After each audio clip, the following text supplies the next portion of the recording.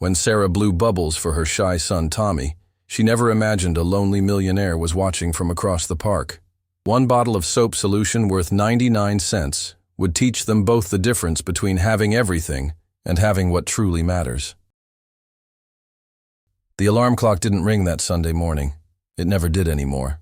Sarah Chen had learned to wake naturally at dawn, her body trained by 7 years of single motherhood to steal those precious quiet moments before Tommy stirred. She lay in the narrow twin bed, staring at the water stain on the ceiling that had grown larger since last month's storm, listening to her son's gentle breathing from the mattress on the floor beside her. Their studio apartment in the Riverside district wasn't much, 400 square feet of chipped paint and creaking floorboards, but it was theirs. The rent consumed most of her nursing assistant's salary, leaving little for luxuries like separate bedrooms or matching furniture. But Tommy had never complained. At 7 years old, he possessed a quiet acceptance that sometimes broke Sarah's heart and filled it with pride in equal measure. She turned onto her side, watching her son sleep. His dark hair fell across his forehead, and in the soft morning light, she could see traces of his father in the curve of his nose, the shape of his chin. David's features, but thankfully none of his character.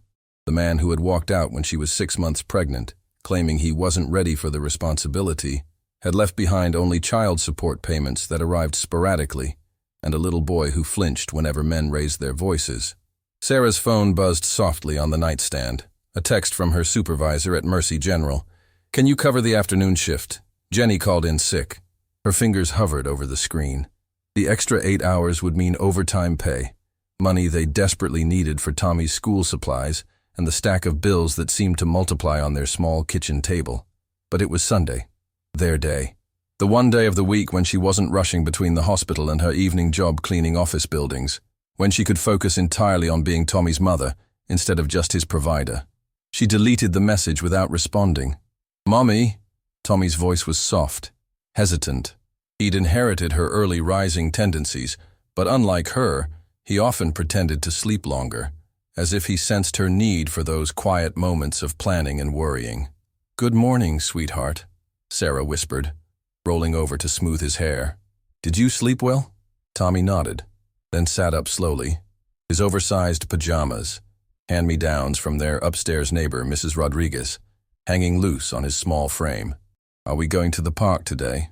The question carried more weight than its simple words suggested. Sunday park visits had become their tradition, born from necessity, but treasured like a sacred ritual. It was free entertainment in a life where every dollar had to stretch impossibly far, but more than that, it was their escape from the confines of their tiny apartment, their chance to pretend they lived in a world where space wasn't a luxury. "Of course we are," Sarah said, sitting up and pulling him into her arms. "It's Sunday, isn't it?" Tommy's smile was quick and shy, there and gone like sunlight through clouds. "Can we bring the bubbles?" Sarah's heart clenched. The bottle of bubble solution sat on their kitchen counter, a 99-cent purchase from the dollar store that might as well have been a $100 toy for the joy it brought him. She'd discovered by accident that bubbles made Tommy laugh, really laugh, not the polite chuckles he offered when he thought he was supposed to find something funny.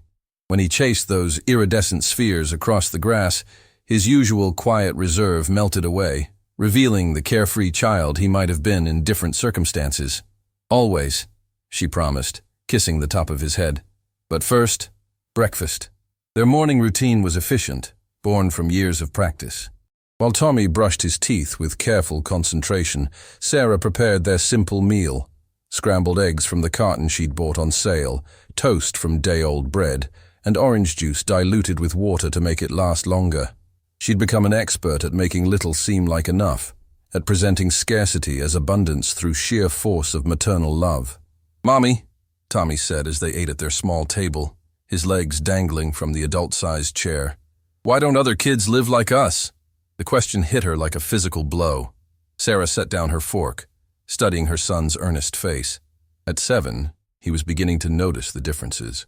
The way other children had bedrooms of their own, fathers who picked them up from school, mothers who didn't work 2 jobs and still counted quarters for milk money. "What do you mean, baby?" "Yesterday at school, Marcus was talking about his family's trip to Disney World, And Emma said her dad bought her a new bike just because she asked. Tommy's voice was matter-of-fact, without resentment, which somehow made it worse. I told them we go to the park every Sunday and play with bubbles, and they looked at me funny. Sarah felt the familiar burn of shame and anger. Shame that she couldn't give her son the childhood he deserved. Anger at David for abandoning them, at a world that measured worth by material possessions, at herself for not being enough. But she pushed those feelings down, the way she'd learned to do, and reached across the table to take Tommy's small hand. Different families have different kinds of fun, she said carefully. Some families take big trips, and some families find magic in smaller places. There's nothing wrong with either way. But wouldn't it be nice to have both? Tommy asked, and there was something in his tone, not whining or demanding, but a wistful curiosity that pierced straight through her heart. It would, Sarah admitted, because lying to him would have been worse than the truth. But you know what I've learned? Sometimes the best memories come from the simplest moments. When you laugh at those bubbles, when we sit under that big oak tree and you tell me stories about the clouds, those are the moments I treasure most. Tommy considered this with the seriousness he brought to everything. Even more than if we went to Disney World? Even more, Sarah said, and meant it. Because those moments are ours. They're special because we share them together, just you and me. An hour later, they walked the 6 blocks to Riverside Park, Tommy's hand tucked securely in hers, the precious bottle of bubble solution safe in her canvas bag, along with their usual picnic of peanut butter sandwiches and apple slices. The morning air carried the scent of autumn leaves and the distant sound of church bells from St. Mary's Cathedral, where families in their Sunday best gathered for services Sarah couldn't afford the time to attend. The park was already busy with weekend visitors. Families spread blankets under trees, fathers pushed children on swings, mothers chatted while toddlers played in the sandbox. Sarah felt the familiar pang of isolation that came from being surrounded by complete families, 2 parent units who made parenting look effortless. She guided Tommy toward their usual spot, a patch of grass near the pond, far enough from the main playground to feel private but close enough to the walking path for safety. "Here," Tommy asked, and Sarah nodded, spreading their worn blanket on the ground. She settled onto the fabric and pulled out the bubble solution, twisting off the cap with practiced ease. Tommy sat cross-legged in front of her, his eyes already bright with anticipation. This was their moment, their tradition, their small piece of magic in a world that often felt too big and too hard. Sarah dipped the wand into the soapy solution and lifted it to her lips. The first bubbles emerged slowly, wobbling and uncertain, before catching the breeze and floating away. Tommy's face transformed, his shy reserve melting into pure delight as he scrambled to his feet and began chasing the iridescent spheres across the grass. "Get that one, Mommy," he called, pointing to a particularly large bubble drifting toward the pond. "It's trying to escape," Sarah laughed, a sound that came easier here, in this space where she could be just a mother playing with her son, not a woman drowning in responsibilities and regrets. She blew more bubbles, creating a cascade of shimmering orbs that caught the afternoon sunlight like tiny rainbows. Tommy ran and jumped, his laughter ringing across the park as he tried to catch them before they popped. For 20 minutes, they played this game, and Sarah felt the weight of their circumstances lift slightly. Here, in this moment, they weren't poor or struggling or incomplete. They were a mother and son finding joy in something that cost 99 cents and infinite love. Tommy collapsed onto the blanket beside her, breathless and grinning. "That was the best one yet," he panted, his cheeks flushed with exertion and happiness. "The bubbles were extra bouncy today," Sarah agreed, capping the solution carefully. They would make it last another month, maybe 2 if they were careful. As Tommy rested, Sarah let her gaze drift across the park. Near the walking path, she noticed a man in an expensive suit, standing perfectly still, watching them. Something about his posture caught her attention. Not the casual observation of a passerby, but the focused attention of someone truly seeing what was in front of him. For a moment, their eyes met across the distance, and Sarah felt an odd flutter of awareness. The man looked out of place among the casual weekend park-goers, his tailored clothing and polished shoes speaking of a world far removed from hers. But his expression wasn't the dismissive glance she'd grown accustomed to from people of obvious means. Instead, there was something almost wistful in his gaze, a longing she recognized because she carried it herself.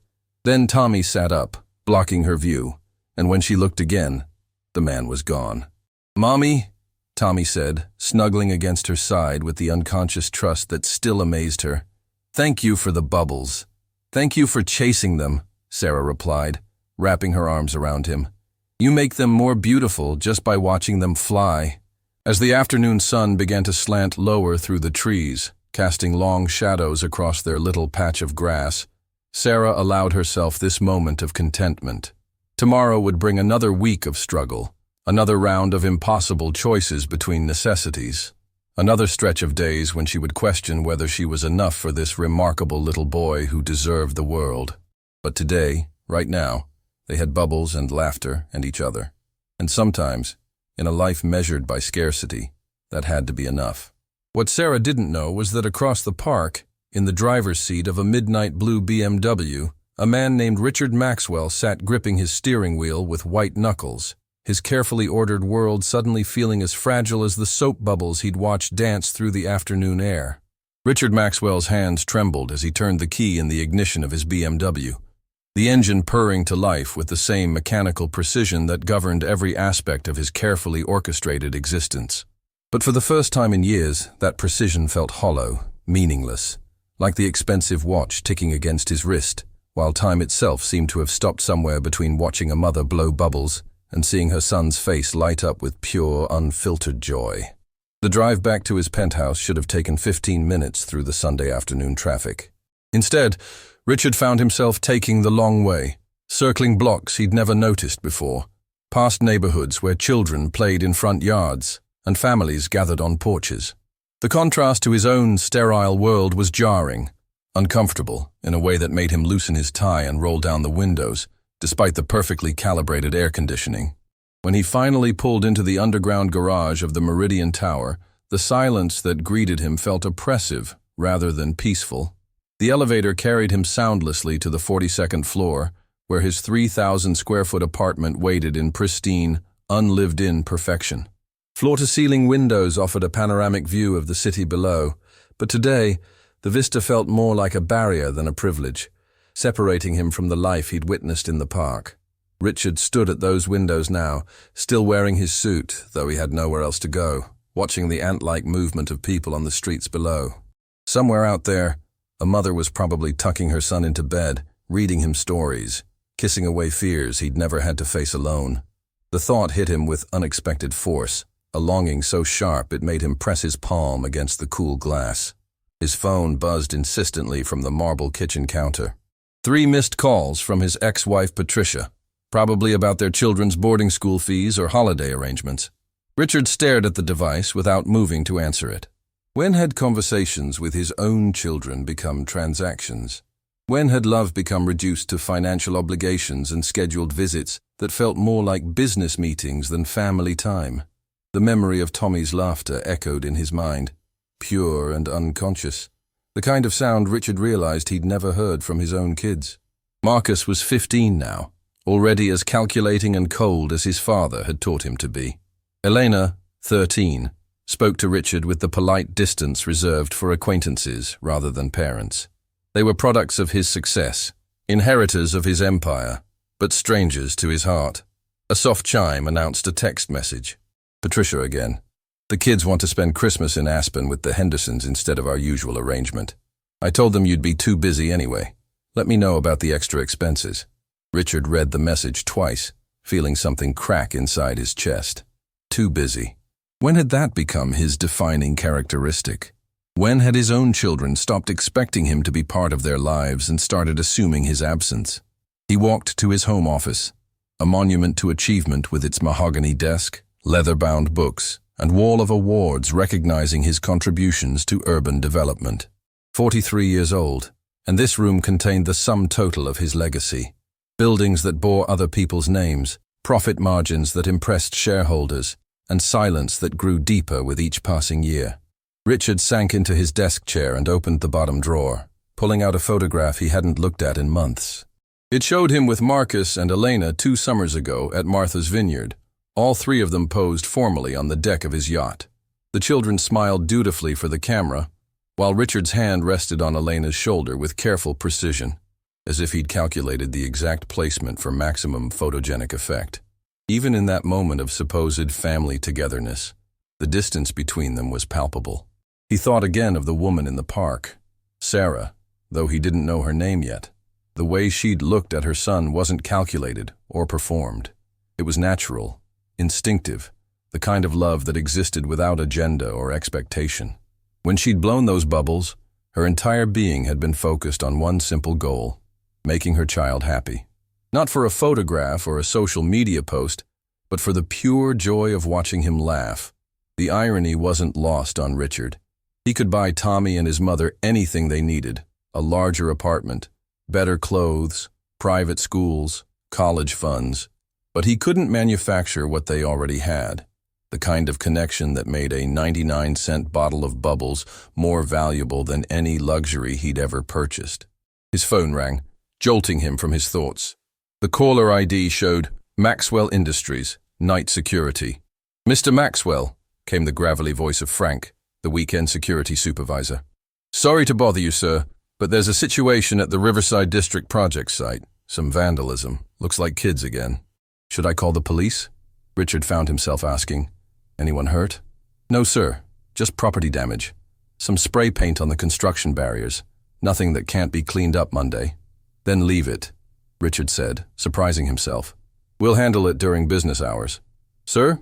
Are you sure? Usually you want us to—" "I'm sure, Frank. Thank you for calling." Richard hung up and stared at the phone. Usually, he would have demanded immediate action, called the police himself, made someone pay for daring to touch his property. But tonight, something had shifted. Those kids Frank mentioned, were they like Tommy? Children whose only playground was the streets, whose only entertainment was found in abandoned lots and construction sites. The Riverside District project. Richard's mind began to work, but not in its usual calculating fashion. The development was scheduled to replace 6 blocks of affordable housing with luxury condos and upscale retail. Families like Sarah and Tommy would be displaced, pushed further from the city center where jobs were scarce and transportation costly. Richard had approved those plans without a second thought, seeing only profit margins and market demographics. He walked to the window again, looking down at the city with different eyes. Each light represented lives he'd never considered, families whose stories he'd never bothered to learn. How many mothers were struggling tonight to make ends meet while he stood in his climate-controlled tower, surrounded by luxury that felt increasingly meaningless? The elevator chimed, announcing a visitor. Richard frowned. The doorman was supposed to call before allowing anyone up. He opened the door to find Patricia standing in the hallway, her perfectly styled blonde hair framing a face tight with familiar frustration. "You didn't answer your phone," she said without preamble, stepping past him into the apartment. "We need to discuss the children's education plans for next year." Patricia moved through his space with the confidence of someone who'd once called it home, though she'd never seemed comfortable here even when they were married. She belonged to the world of country clubs and charity galas, places where appearance mattered more than substance, where love was measured in carats and square footage. "Elena wants to attend that Swiss finishing school," Patricia continued, settling onto his white leather sofa without invitation. "And Marcus is being recruited by 3 Ivy League schools for lacrosse. We need to discuss strategies, connections, financial commitments." Richard watched his ex-wife speak, noting how she discussed their children like investments to be managed, rather than human beings to be nurtured. When had they become so cold, so mechanical in their approach to parenthood? When had their family become a business plan rather than a source of joy? "Patricia," he interrupted, his voice softer than usual. "When was the last time we asked the children what they actually want? Not what looks good on applications or impresses other parents, but what would make them happy?" She looked at him as if he'd spoken in a foreign language. "Richard, don't be naive. Happiness is a luxury we can afford because we've built security first. Everything we do is for their future." "Is it?" Richard asked, moving to stand by the windows again. "Or is it for our image of what their future should be?" Patricia's laugh was sharp, brittle. Since when do you care about philosophical parenting debates? You missed Elena's last 3 birthdays for business trips. Marcus stopped asking you to attend his games because you never showed up. The words hit their target with devastating accuracy. Richard felt each absence like a physical blow, seeing clearly for the first time the pattern of priorities that had shaped his children's lives. He'd been present for every board meeting, every contract signing, every deal that added zeros to his bank account. But he'd missed the moments that mattered, the small daily interactions that built relationships and created memories. "You're right," he admitted, his reflection ghost-like in the window glass. "I've failed them. Failed all of us." Patricia softened slightly, perhaps recognizing genuine remorse in his voice.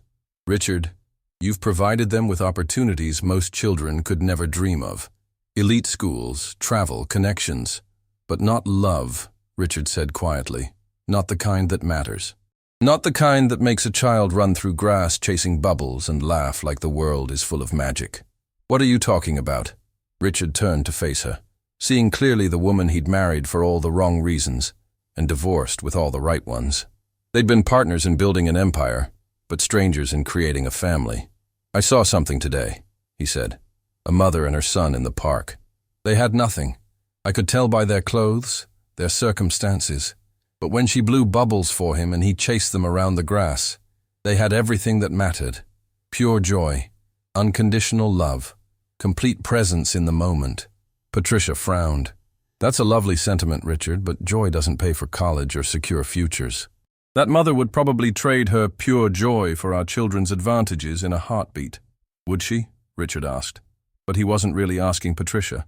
The question was for himself, a challenge to assumptions he'd never examined. Or would she be terrified of losing what they have by gaining what we have?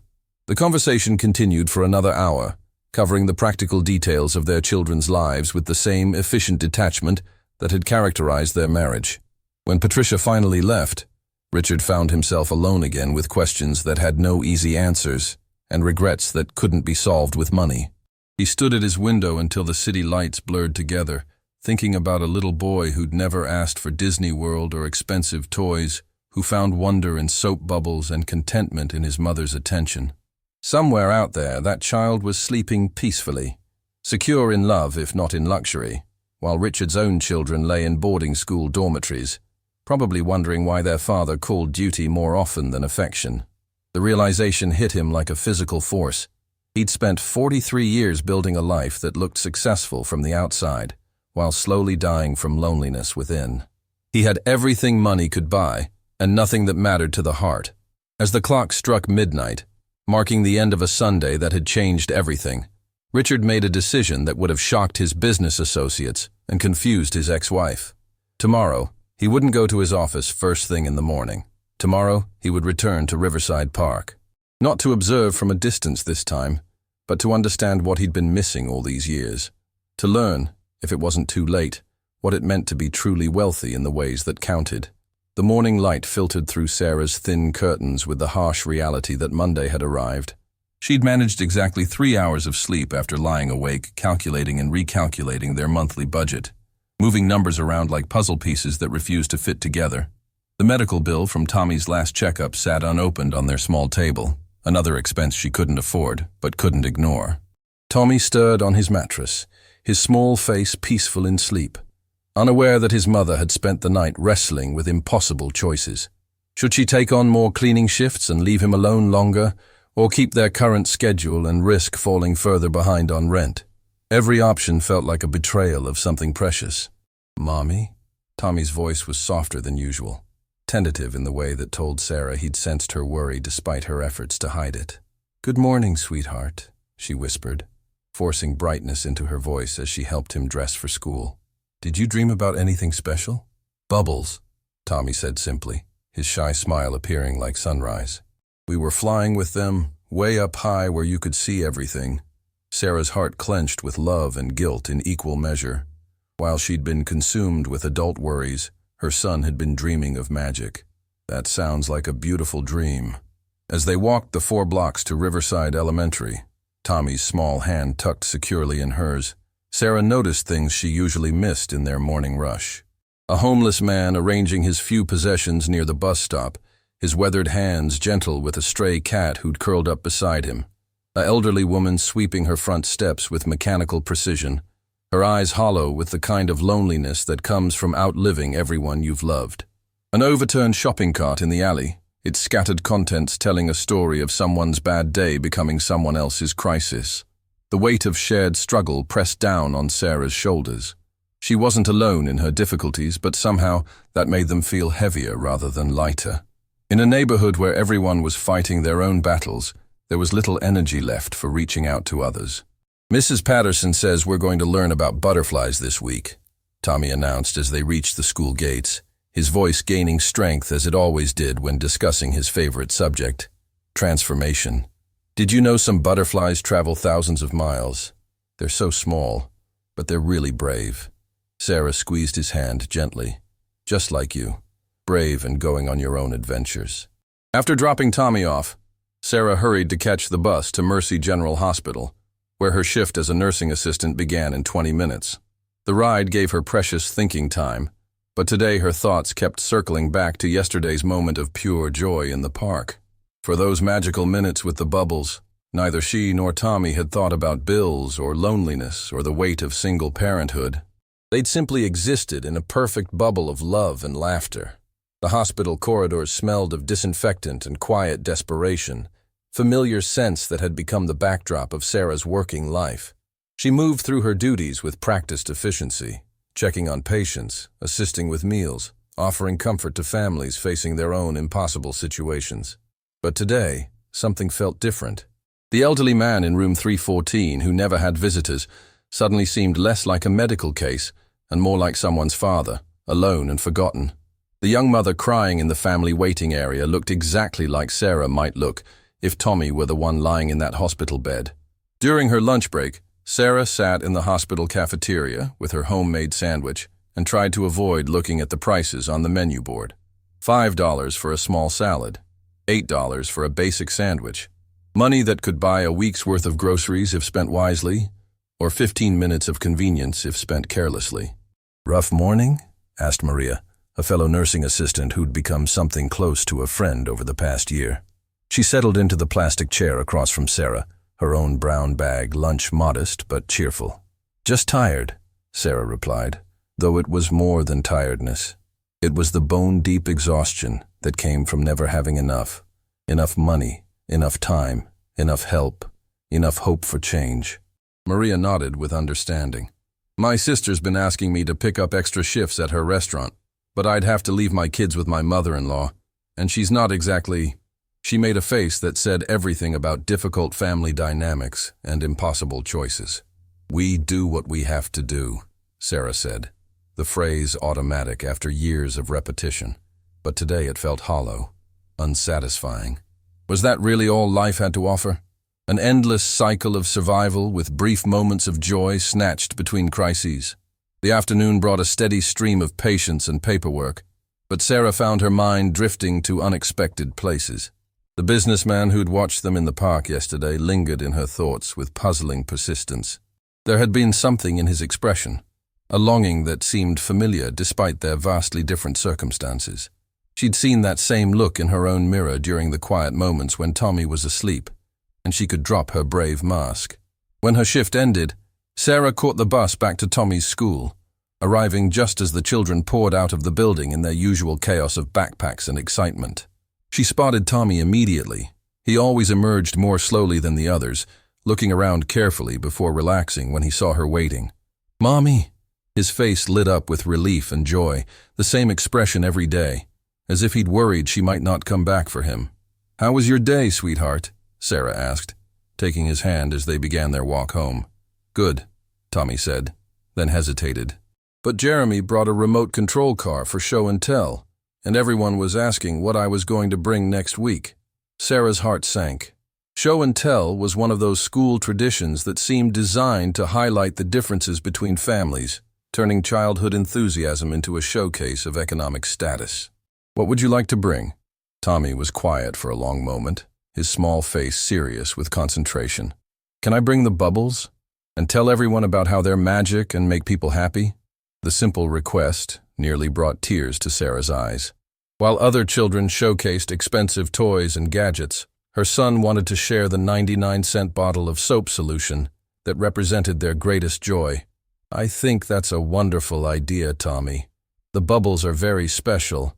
Will you come help me show everyone how they work?" he asked, and there was such hope in his voice that Sarah would have moved mountains to make it happen.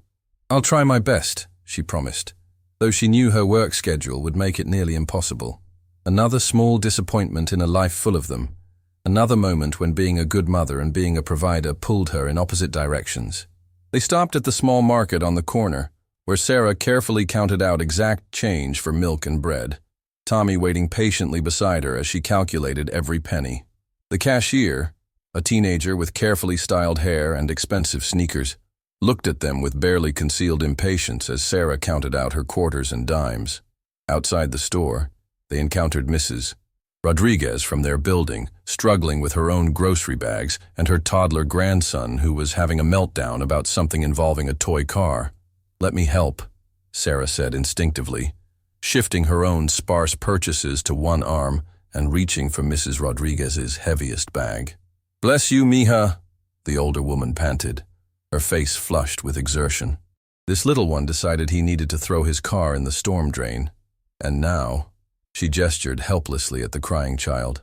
Tommy, without being asked, knelt down beside the toddler. "Hey, Miguel," he said softly. "Cars are sad when they're lost, but maybe we can find you another one. Do you want to see something cool instead?" Sarah watched in amazement as her shy son pulled out his small treasure, a smooth stone he'd found in the park yesterday, ordinary to anyone else but magical in Tommy's world. He showed Miguel how the stone changed colors in the light, spinning stories about brave little rocks that went on adventures. Within minutes, the toddler had stopped crying and was giggling at Tommy's animated descriptions. "You have a special boy there," Mrs. Rodriguez said to Sarah, her eyes warm with gratitude. "He has a gift with children, a healing heart." As they climbed the 3 flights to their apartment, Sarah thought about her neighbor's words. Tommy did have something special. An ability to find magic in ordinary things, to offer comfort without being asked, to see possibility where others saw problems. These weren't skills taught in expensive schools or learned from costly toys. They came from somewhere deeper, something that couldn't be bought or sold. Their evening routine was simple but precious. Homework at their small table while Sarah prepared their modest dinner. Bath time with careful conservation of hot water. Bedtime stories read from library books. Tommy's small body curled against hers on the narrow bed they shared. "Mommy," Tommy said as she kissed his forehead goodnight, "do you think that man in the park yesterday was sad?" The question surprised Sarah. "What man, sweetheart?" "The one in the fancy clothes who was watching us play with the bubbles. He looked like he wanted to play too." Sarah's breath caught. Tommy had noticed the businessman too, but with the simple honesty of childhood, he'd seen past the expensive suit to something deeper. "What made you think he was sad?" "He looked like you do sometimes when you stare out the window, like when you get that worried face." The observation hit Sarah with startling accuracy. Her 7-year-old son had noticed something she'd been trying to hide. Those moments when the weight of their struggles showed despite her efforts to stay strong for him. "Some grown-ups forget how to have fun," Sarah said carefully. "They get so busy with work and serious things that they forget to play." "Why don't grown-ups play more?" Tommy asked, genuinely puzzled. Sarah felt tears prick her eyes. It was such an innocent question, but it cut straight to the heart of what she'd lost along the way. "Sometimes we forget, sweetheart. Sometimes we need someone to remind us. Maybe if we see him again, we could share our bubbles with him," Tommy suggested sleepily. He looked lonely. As Tommy drifted off to sleep, Sarah lay awake thinking about her son's generous heart and simple wisdom. In their tiny apartment with its peeling paint and second-hand furniture, she was raising a child who saw lonely strangers as potential friends, who wanted to share rather than hoard their small joys, who found magic in soap bubbles and healing in smooth stones. Perhaps they weren't as poor as she'd thought. Perhaps in the ways that truly mattered, they were rich beyond measure. What Sarah didn't know was that across the city, in a penthouse apartment that cost more per month than she earned in a year, Richard Maxwell was staring out his window and thinking about the same moment. wondering if it was possible for a man who'd forgotten how to dream to learn again from a child who still believed in magic. Richard had never been late to anything in his adult life. Punctuality was the foundation of success, the bedrock of respect in the business world.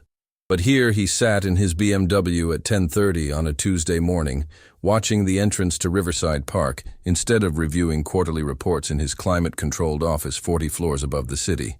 His phone had been buzzing incessantly for the past hour. His assistant Patricia, calling about the rescheduled meeting with Japanese investors. His lawyer demanding signatures on the Westfield acquisition papers. His ex-wife's attorney following up about the children's trust fund modifications. Each ring felt like an accusation, a reminder of the life he was supposed to be living, the responsibilities he was abandoning for this inexplicable compulsion to understand something he couldn't name. Richard silenced the phone and stepped out of the car, his Italian leather shoes crunching on fallen leaves. The morning air carried the scent of approaching autumn, something he'd never noticed from his sealed office windows. How long had it been since he'd walked anywhere without a specific destination, a measurable goal? The park was quieter during weekday mornings. A few joggers traced the perimeter paths, their breathing visible in small puffs of mist. An elderly man fed pigeons from a park bench, speaking to them in what sounded like Russian, his weathered hands gentle despite their obvious arthritis. Near the playground, a young mother pushed her toddler on a swing, her face tired but attentive, the kind of exhausted devotion Richard recognized but had never practiced. He found himself gravitating toward the spot where he'd seen Sarah and Tommy, drawn by a pull he couldn't rationalize.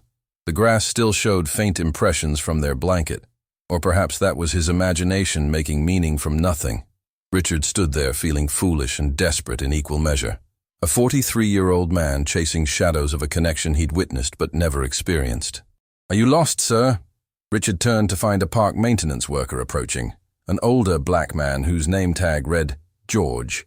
His expression was polite but wary, the practiced caution of someone who'd learned to read people's intentions quickly. "No, Richard paused, unsure how to explain his presence without sounding unhinged. "I was here Sunday afternoon. I saw a woman with her son playing with soap bubbles. They seemed so happy." George's expression softened with recognition. "Ah, you must mean Sarah and little Tommy. Sweet family. They come here every Sunday, rain or shine. That boy has the biggest smile when he's chasing those bubbles."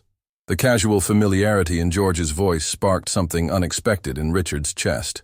This maintenance worker knew more about Sarah and Tommy's weekly ritual than Richard knew about his own children's daily lives. "They seem close. Closer than most," George agreed, adjusting his work gloves. "Not easy raising a boy alone, but that woman's got more strength than a lot of folks with twice her advantages. And Tommy's a special kid. Always says hello, asks about my grandkids. Real polite, you know? Not like some of these entitled little ones whose parents don't teach them manners." Richard felt a flush of shame, remembering his own children's interactions with service staff. The way they looked through maintenance workers and waiters as if they were invisible, the casual disregard he'd never bothered to correct because he'd exhibited the same behavior himself. "She works hard," George continued, seeming to sense Richard's genuine interest. "See her at the bus stop some mornings when I'm starting my shift. Always has her arm around that boy, protecting him from the world, you know. But Sunday afternoons, they're different here, free. That's when you see who they really are." The conversation was interrupted by the approach of a familiar figure. Richard's breath caught as he recognized Sarah walking quickly along the main path, her uniform visible beneath an open jacket, her face set with the determined focus of someone perpetually running late. "That's her now," George said quietly, following Richard's gaze. "Probably heading to her second job. Woman never stops moving." Richard watched Sarah hurry past without noticing them, her canvas bag bouncing against her hip, her attention focused entirely on reaching her destination on time. There was something beautiful about her purposefulness, the efficient grace of someone who'd learned to waste neither time nor energy. But there was also something heartbreaking about her isolation, the way she moved through the world as if she didn't expect anyone to see her, really see her. "Excuse me," Richard called impulsively. Sarah slowed, then stopped, turning with the cautious expression of someone who'd learned to be wary of unexpected attention. Up close, Richard could see the exhaustion beneath her careful composure, the way she held her shoulders, as if braced for disappointment. "Yes?" Her voice was polite but guarded. Richard felt his carefully prepared words evaporate.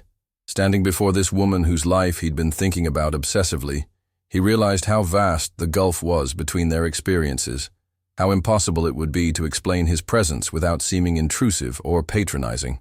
"I was here Sunday," he said finally. "I saw you and your son with the bubbles. It was beautiful." Something shifted in Sarah's expression. Surprise, perhaps, or wariness deepening. "I'm sorry, do we know each other?" "No, we don't." Richard felt heat rise in his cheeks. "I realize how this must sound. I was walking through the park and I stopped to watch. Your son's laughter." He trailed off, recognizing how inadequate words were to capture what he'd experienced. Sarah's protective instincts kicked in visibly. Her hand moved to adjust the strap of her bag, positioning it as a subtle barrier between them. "I need to get to work. Of course, I didn't mean to delay you." Richard stepped back, respecting her space. "I just wanted to say that what I saw, the joy between you and your son, it was remarkable, pure. I haven't seen anything like it in a long time." Sarah studied his face with the sharp assessment of a mother who'd learned to identify potential threats quickly. Whatever she saw there must have convinced her he wasn't dangerous, because her posture relaxed slightly. "Tommy loves those bubbles," she said simply. "It's not much, but it makes him happy." "It's everything," Richard said with an intensity that surprised them both. "What you have with him, that connection, that presence, it's worth more than most people realize." Something in his tone caught Sarah's attention. She looked at him more carefully, taking in the expensive suit that couldn't hide the loneliness in his eyes, the way he spoke about connection, as if it were something foreign and precious. "You have children?" she asked, her voice gentler now. Richard nodded, his throat tight. "Two, a boy and a girl. But I don't have what you have with your son. I don't know how to create those moments." The admission hung between them, more vulnerable than any business negotiation Richard had ever entered. He'd built his life on projecting strength, on never revealing weakness or uncertainty. But standing before this woman who embodied the kind of love he'd never learned to give, pretense felt impossible. "How old?" Sarah asked. 15 and 13. They're at boarding school." The words sounded hollow even to him. "I thought I was giving them the best opportunities, but I think I was just giving them away." Sarah's expression softened with recognition. She'd seen this before. Successful men who'd confused providing for their children with actually parenting them. Usually she felt judgment for such fathers, but something about Richard's obvious pain, his genuine regret, touched a different chord. "It's not too late," she said quietly. "Children forgive more than we think they will. They want their parents present more than they want perfect." "I don't know how to be present," Richard confessed. "I've forgotten how to play, how to find magic in simple things. When I watched you and Tommy, I realized I'd been living in a world without wonder." George, who'd been pretending to busy himself with nearby flower beds while obviously listening to their conversation, approached with a gentle clearing of his throat. "Excuse me, miss," he said to Sarah, "but if you're late for work again, Mrs. Henderson's going to have your head. She was asking about you yesterday." Sarah glanced at her watch and cursed softly under her breath. She was already 10 minutes late for her afternoon cleaning shift, and Mrs. Henderson, the office building supervisor, had made it clear that punctuality was non-negotiable. "I have to go," she said to Richard, then hesitated. "But if you really want to understand what you saw Sunday, come back then. Tommy and I will be here around 2 o'clock. Maybe," she paused, seeming to weigh her words carefully, "maybe watching him play will help you remember how." Richard felt something loosen in his chest, a knot of loneliness he'd carried so long he'd forgotten it was there. "Thank you. I'd like that very much." Sarah nodded and hurried away, her pace quick, but no longer frantic. She'd made a decision to trust a stranger, to open her small, protected world just enough to let in someone who seemed as lost as she sometimes felt. Richard watched her disappear around the corner, then turned to find George observing him with something that might have been approval. "That woman's been carrying the weight of the world alone for too long," George said. "Maybe it's time someone reminded her she doesn't have to." "I don't want to impose," Richard said. "I don't want to complicate her life." George chuckled, a sound rich with the wisdom of years spent watching people navigate the complexities of human connection. "Son, sometimes the best complications are the ones we don't see coming." That woman's boy could use a positive male figure in his life. And you, he paused, studying Richard's face. You look like a man who's forgotten what he's working so hard for. The rest of Richard's day passed in a blur of postponed meetings and half-hearted attention to business matters that had consumed his entire focus just days before. His assistant Patricia grew increasingly concerned as he delegated tasks he'd never trusted to anyone else and canceled appointments he'd scheduled months in advance. "Are you feeling all right, Mr. Maxwell?" she asked during their late afternoon review. "You seem distracted." "I'm fine," Richard replied automatically, then reconsidered. "Actually, Patricia, when was the last time you saw your children laugh? Really laugh, not polite social laughter, but the kind that comes from pure joy." Patricia blinked in surprise. My daughter just got her braces off. She's been smiling more." "But sir, are you sure you're feeling well?" Richard realized how strange his question must sound to someone who'd worked for him for 6 years, someone who'd never heard him express interest in anyone's family life, including his own. "I'm beginning to feel better than I have in years," he said. "Clear my schedule for Sunday afternoon." That night, Richard lay awake in his penthouse apartment, staring at the city lights and thinking about a little boy who found magic in soap bubbles and a woman who made 99 cents stretch into infinite joy. Somewhere across the city, he knew Sarah was probably lying awake too, wondering if she'd made a mistake inviting a stranger into their sacred Sunday ritual. Neither of them could know that Sunday afternoon would mark the beginning of a transformation that would change not just their lives, but the lives of everyone they touched. Sometimes the most profound connections begin with a simple recognition, one lonely soul seeing another across the distance that separates all human hearts and finding the courage to cross it. Sunday arrived with the weight of anticipation Richard had never experienced before a business meeting. Yet this wasn't about profit margins or market share. This was about something infinitely more precious and terrifying, the possibility of genuine human connection. He'd spent the entire night alternating between excitement and self-doubt, questioning his motives, rehearsing conversations that would probably never happen the way he imagined them. At noon, Richard stood before his walk-in closet with the same paralysis he'd once felt before his first major presentation to investors. What did one wear to play with bubbles? His usual armor of expensive suits felt wrong, but casual clothes felt like a costume on his unfamiliar body. Finally, he settled on dark jeans and a simple button-down shirt, clothes that cost more than many families spent on groceries but looked ordinary enough not to scream wealth. The drive to Riverside Park took him through neighborhoods he'd never really seen before, despite owning property in several of them. He noticed things his tinted windows had always obscured: children playing on stoops, elderly couples sitting on porch swings, corner stores where people actually knew each other's names. Life happening in small, authentic moments that had nothing to do with stock prices or development deals. Richard arrived at the park early, his nervous energy making it impossible to sit still. He walked the perimeter twice, nodding awkwardly at other visitors who seemed to belong here in a way he never had. Near the pond, he encountered George again, the maintenance worker who'd provided such insight about Sarah and Tommy. "Well, look who came back," George said with a knowing smile, setting down his leaf blower. "You clean up nice for a bubble-chasing session." "I'm not sure I know what I'm doing," Richard admitted, his usual confidence nowhere to be found. "Son, nobody knows what they're doing when it comes to connecting with people. That's what makes it genuine." George studied Richard's face with the wisdom of someone who'd watched countless human dramas unfold in this park. "That boy's gonna see right through any pretense, so don't bring any. Just be a man who wants to learn how to play again." Before Richard could respond, he spotted them. Sarah and Tommy approaching along the main path, Tommy practically bouncing with excitement while clutching a small backpack that probably contained their precious bubble supplies. Sarah walked with her usual purposeful stride, but Richard caught the way her eyes scanned the area, probably looking for him and maybe regretting her impulsive invitation. Their eyes met across 50 yards of grass, and Richard raised his hand in a tentative wave. Sarah responded with a slight nod, then bent to say something to Tommy, who immediately perked up and began waving enthusiastically. "The cavalry's here," George chuckled. "Remember, no agenda, no expectations. Just be present."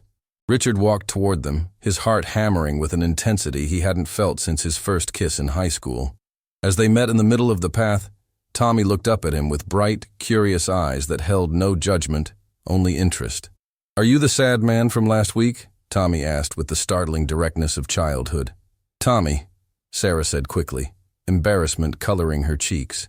"That's not polite to—" "It's okay," Richard interrupted, kneeling down to Tommy's eye level. "Yes, I think I was sad, but I'm hoping to learn how not to be sad anymore. Your mom said you might teach me about bubbles." Tommy's face lit up with the particular joy of a child given an important mission. "I'm really good at bubbles. Mommy says I'm the best bubble chaser in the whole park. Do you want to see?" "I would love to see," Richard said, and meant it more than any business proposal he'd ever made. They settled into the same spot where Richard had first observed them, Sarah spreading their familiar blanket, while Tommy carefully unpacked his treasures, the precious bottle of bubble solution, now about half empty, and a sandwich bag containing several homemade wands fashioned from wire coat hangers bent into different shapes. "I made these myself," Tommy announced proudly, showing Richard a star-shaped wand.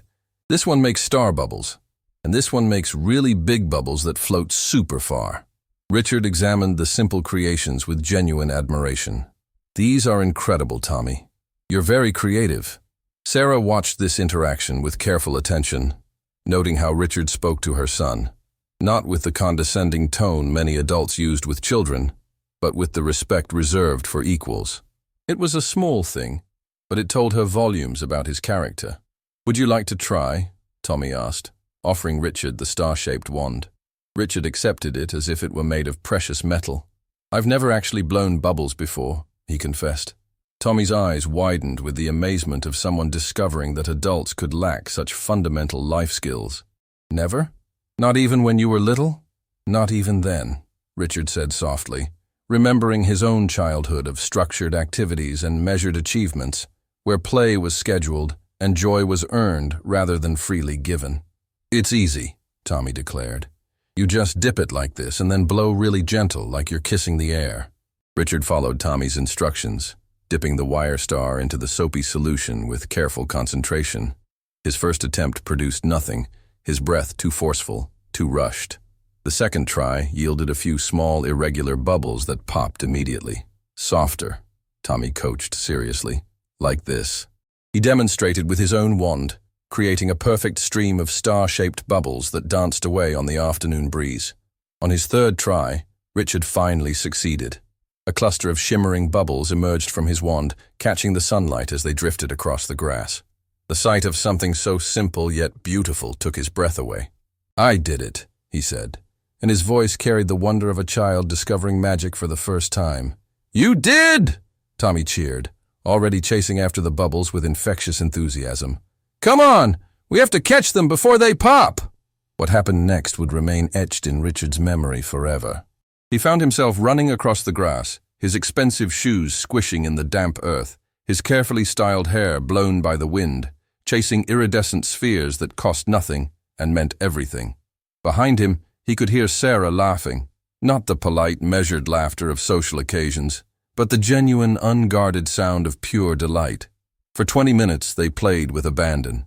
Tommy darted between the adults, his joy so infectious that other park visitors began to smile just watching him. Richard discovered muscles in his face that he'd forgotten how to use, laugh lines that had been dormant for years. Sarah watched this serious businessman transform into something approaching the child he'd never been allowed to be, and felt her own carefully guarded heart begin to soften. When they finally collapsed on the blanket, breathless and grinning, Tommy snuggled against his mother's side and looked up at Richard with satisfaction. "You're not sad anymore," he observed with the matter-of-fact certainty of childhood. "Your face looks different now, happy different." Richard felt tears prick his eyes. When was the last time someone had noticed his happiness? When was the last time he'd felt anything approaching this lightness, this sense of being fully present in a perfect moment? "Thank you," he said to Tommy, then looked at Sarah. "Thank you both. I'd forgotten what this felt like." Sarah studied his face, seeing past the expensive clothes and polished exterior to something vulnerable and genuine underneath. "What did it feel like?" "Like being alive," Richard said simply. like being connected to something real instead of just existing in my head. Tommy, with the short attention span of childhood, had already moved on to examining an interesting beetle that had crawled onto their blanket. But Sarah continued to watch Richard with growing understanding. "You said you have children," she said quietly. "Do you ever play with them like this?" Richard's expression grew shadowed. "No, I never learned how. My parents didn't believe in unstructured play. Everything was lessons, achievements, building toward something productive. I thought I was giving Marcus and Elena better opportunities by sending them to the best schools, but I realize now I was just repeating the same pattern." "It's never too late," Sarah said, echoing her words from their first meeting. "Children want connection more than perfection. They want presence more than presence." "I've missed so much time," Richard said, his voice heavy with regret. "Marcus is 15. Eleanor's 13. They barely know me as anything other than a checkbook." "Then stop being a checkbook," Sarah said with gentle firmness. "Start being a father." Tommy looked up from his beetle observation. "Are your kids older than me?" "Much older," Richard replied. "Old enough that they probably think they don't need their father anymore." "Everyone needs their dad," Tommy said with the absolute certainty of a child who'd never had one. "Even big kids. My friend Jake is 10, and he still likes when his dad reads him stories." The innocent comment hit Richard like a physical blow. Here was a 7-year-old who'd never known his father, yet understood something about paternal love that Richard had never grasped with his own children. "Tommy's right," Sarah said softly. "Your children need you, not your money. They need the man who just spent 20 minutes chasing bubbles and laughing like he'd discovered the secret to happiness."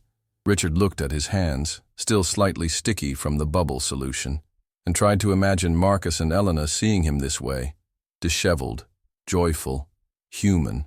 The image seemed impossible, yet for the first time in years, he felt a spark of hope about their relationship. "I don't know how to bridge the gap," he admitted. "We've been strangers living in the same house for so long. When they visit, we make polite conversation about school and their activities, but we never really talk. We certainly never play." "Start small," Sarah suggested.